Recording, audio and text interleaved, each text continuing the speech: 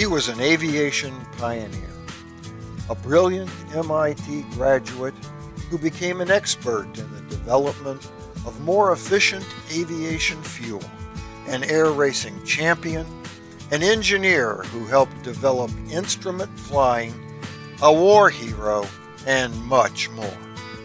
The name James H. Jimmy Doolittle is synonymous with the brand of American hero who has it all: guts, brains, and above all, character. Born in 1896 in Alameda, California, Jimmy Doolittle was a 33rd degree Scottish Rite Mason who was raised in Hollenbeck Lodge 319 in Los Angeles on August 16, 1918. When his high school class attended an air show on a field trip in 1910, Doolittle saw his first airplane and developed a lifetime interest in flying.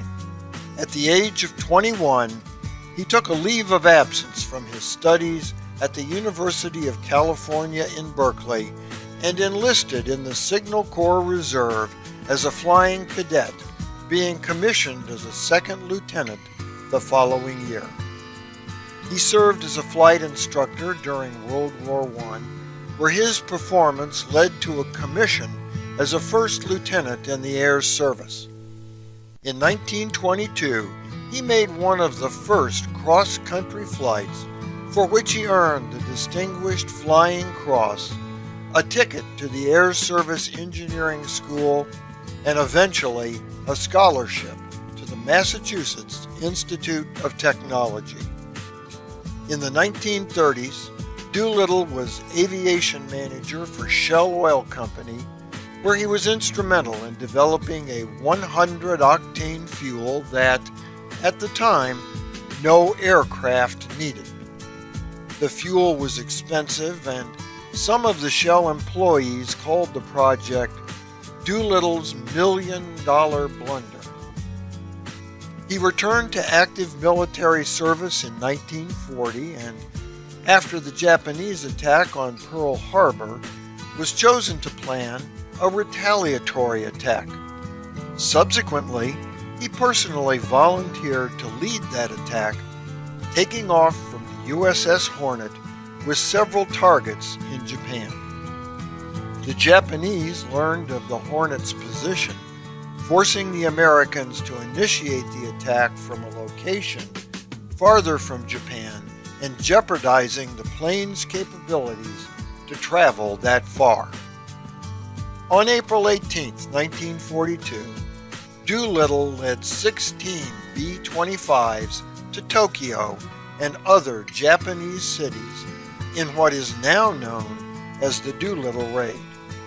The raid accomplished its purpose in destroying targets without doing much harm to the Japanese civilian population. But more than that, it put the Japanese on notice that the U.S. was capable of such long-range raids, and it greatly boosted U.S. morale. Critically low on fuel, the B-25s limped onto the Chinese mainland, where most landed safely behind friendly lines. Doolittle's heroic action in leading the raid earned him a promotion to general, the Congressional Medal of Honor, and later the Presidential Medal of Freedom. The added distance the planes had to fly in the successful Doolittle raid put many lives in jeopardy, and it became clear the raid would never have been successful except for the fact they carried that 100-octane fuel Brother Doolittle had himself developed a decade earlier, before any aircraft required it, and without knowing what a significant effect it would have on his and his crew's lives many years later.